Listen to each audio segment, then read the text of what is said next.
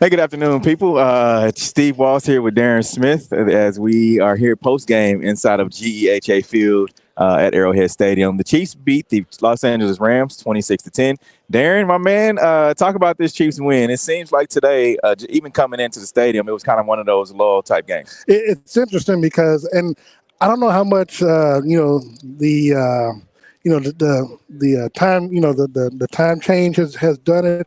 With it getting darker so early, so because we talked about how it felt like a night game, but this was a good win from Kansas for Kansas City. Wasn't an impressive win.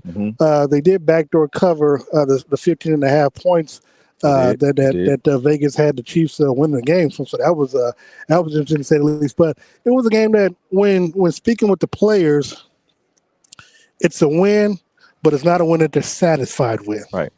And I think that says a lot about the mentality of the team. It's one thing to just feel like you escaped with the win. It's another when you felt like you left a lot out there on the field, which they did.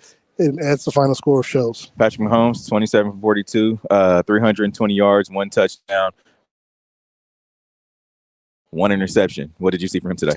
I saw somebody who continually tries to force things into existence from time to time. And look, there were a couple of times where I thought that he had the avenue to run for a touchdown and didn't. And look, and I get it. You don't take a necessary hit. So for that, I understand. But there was a lot of times where he missed open receivers. But there were times that, again, his play kept him from making certain mistakes. And then the one mistake that he did make, trying to force a pass to Kelsey into the end zone, was picked off. However, the defense, a couple of plays later,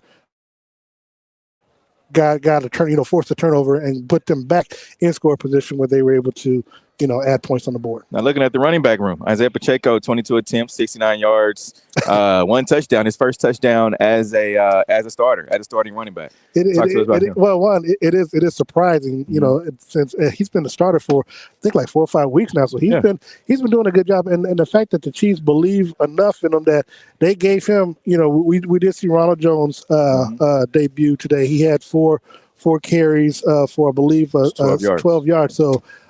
But outside of Patrick scrambling, Isaiah was the bell cow today. So 22 carries, like you said, 68 yards, I believe, and he also had a pass catch for 17 yards. So look, I like what we're seeing. They're depending more on him, and he's asking for more to be put on his plate, and he's showing that he's able to handle that responsibility. And the other thing, because remember, before he was having problems pass blocking. Yeah, I think he's worked on that as well. Now, looking at the receivers, Travis Kelce led all receivers for 4 receptions, 57 yards, and a touchdown. He was the only receiver with the touchdown today. Well, again, Patrick was trying to get him a couple, so of course. Yeah, which would have been nice for a lot of people. But no, I mean, it's what we talked about pregame. Patrick, Kelce, Patrick. I mean, it's something that, like Ebony and Ivory, literally living in perfect harmony. Yeah, I mean, I'm not trying to be funny, because of the black-white thing, but that's really that's just how simplistic it is right now. Yeah, they're on the same page. I mean, you talk about Kelce and Brady and Gronk earlier. Patrick Mahomes, again, it's like Ebony and Ivory, vanilla chocolate. Yeah, now moving to the defensive side of the ball. Yes, it's seems like Frank Clark is back in action. Yep, 9 tackles. You talked to him post game. What did he talk about? Oh, well, here's the thing. He had 9 tackles, but he'll be the first to tell you they don't pay him to tackle. Right. And understandably, and look, he was suspended for 2 weeks. We all know that, and we all know why. But, the fact that he was able to come out and still have an impact, again, 9 tackles for somebody who hadn't played for a couple of weeks, and he was getting in after the quarterback and was back to trying to make plays. George Karlaftis, had a big sack, as Patrick talked about post game. Early, when they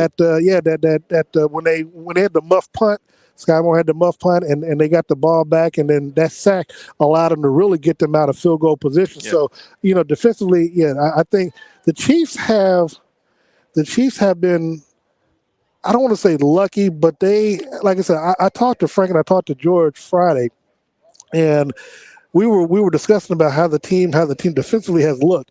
And I told him, I said, look, man, over the last 4 weeks, y'all been getting after the quarterback. So got to give credit where credit's due when it comes to Steve Spano dialing up the defense and the pressure on these quarterbacks. Now, you made the point that they've had problems with backup quarterbacks who they're not getting tape on, but really it is almost for almost any NFL team.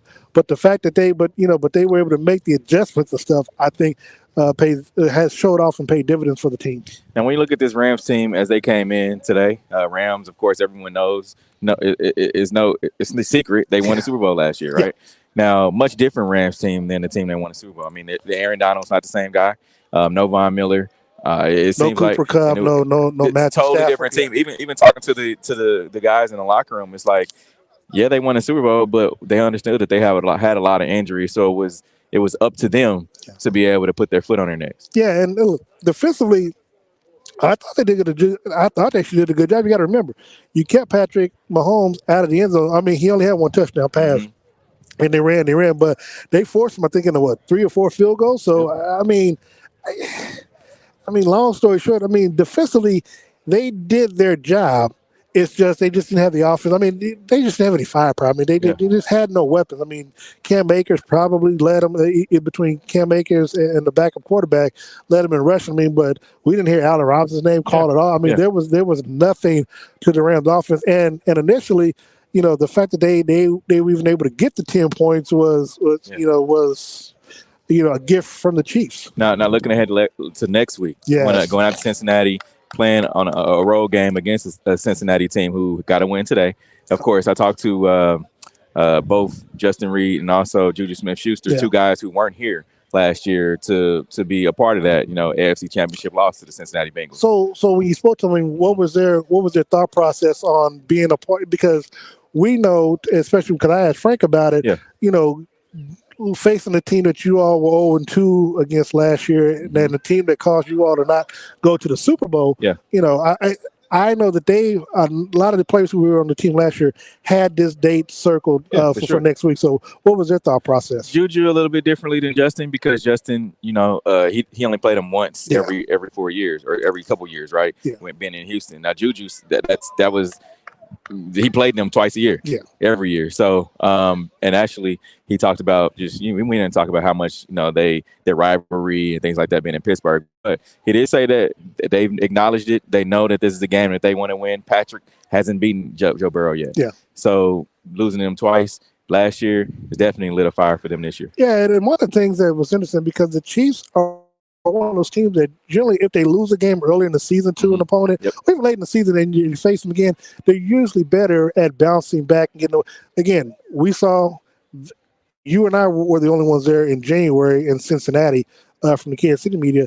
Chiefs led, I think, 21-3 going to the locker room, and they had the same thing that happened in the AFC Championship. They led 21-3, and they came back, and so as Patrick said, this is one of the games. Well, they feel like every game they should do it, which is obvious. But this is a game that they feel like they got to play 2 complete halves and not rest on.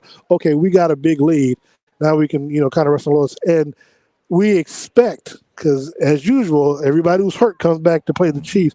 We're expecting to be back with Jamar Chase, and that's something that Patrick even announced as well, that he expects him to be at full strength next week when they travel to Cincinnati. We appreciate everyone who joined in on today's show, watching us, checking us out. Remember to like myself, also like Darren Smith on social media. Darren, where can folks find you? At Darren Smith WHB. You can find me at Steve Walls KC. Remember, check us out tomorrow night, The Red Hour, with myself, Darren Smith, Uncle Sean Tyler, DJ Q. We'll be talking all Chiefs. We may have a couple special guests coming down and joining us. It's going to be tomorrow, 6:30 to 7:30 p.m. Soiree Steak and Oyster House on 18th and Vine. Come down and hang out with us.